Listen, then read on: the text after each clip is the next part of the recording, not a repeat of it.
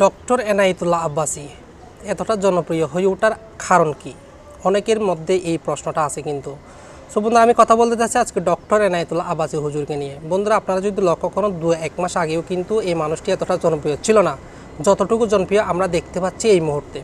তো তার মধ্যে আসল কারণটি কি? আমি দুটা কারণ নিয়ে বিশ্লেষণ করব। একটা হচ্ছেন প্রধান কারণ, তিনি হক কথা বলতে শুরু করেছেন। আর সেকেন্ড কারণ হচ্ছে ইদানিং রিসেন্টলি আমরা দেখতে পাচ্ছি মুরগি কবির নামক একজন নাস্তিককে তিনি টকশোর মধ্যে নাস্তানাবুদ করেছেন সত্যের পক্ষে যুক্তি দিয়ে। তাও তো ইসলামের পক্ষে সত্য কথা বলার জন্য তাকে এতটা মানুষ ভালোবাসতে শুরু করেছে যে আগে তাকে যতটা না ঘৃণা করত, তো তার মধ্যে আমিও একজন যে তাকে ঘৃণা করতাম, কিন্তু বর্তমানে আলহামদুলিল্লাহ তাকে ভালোবাসতে শুরু করেছি। যারা ইসলামপ্রিয় মানুষ সত্য কথা ও মিথ্যা কথার মধ্যে পার্থক্য করতে জানে তারা অবশ্যই আলেম এবং মানুষ নির্বাচন করতে ভুল করে না। সো আমিও এরকম একজন ছিলাম। আমি ডক্টর এনায়েতুল্লাহ আব্বাসী হুজুরকে আমি ভালোবাসতাম না, এটা হচ্ছে সত্য কথা, কিন্তু এখন আমি ওকে ভালোবাসি আল্লাহর জন্য। সো বন্ধুরা, তিনি আগে ছিল আহলে সুন্নাত ওয়াল জামাতের একজন বলিষ্ঠ কণ্ঠস্বর। তাদের পক্ষে তিনি কথা বলতেন অলওয়েজ। তাদের বিভিন্ন প্রেশারের কারণে, সরকারের বিভিন্ন প্রেশারের কারণে তিনি হক কথা বলতে পারতো না। আলহামদুলিল্লাহ আমরা দেখতে পাচ্ছি ইদানিং তিনি অনেক ভালোভাবে আমাদেরকে সত্যের প্রচার করতেছেন, সত্য কথা বলতেছেন। সো এটার যার জন্য মানুষ এতটা অনেক বেশি ভালোবাসতেছে তাকে।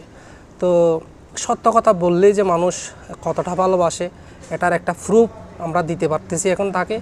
সো আমরা দেখতে পাচ্ছি যে শুধু 1 মাস আগেও, 1 বছর আগে, 6 মাস আগেও যদি দেখতে পাই সোশ্যাল মিডিয়ার মধ্যে তিনি অনেককে কিন্তু কাফের ফতোয়া দিয়েছিল, উনি কাফের। এর মধ্যে কিন্তু ছাড় যায়নি আমাদের জনপ্রিয় বক্তা, আমাদের সবার প্রিয় মিজানুর রহমান আজহারি হুজুরকে। তিনি ফতোয়া দিয়েছিলেন, তিনি একজন কাফের হয়ে গেছেন।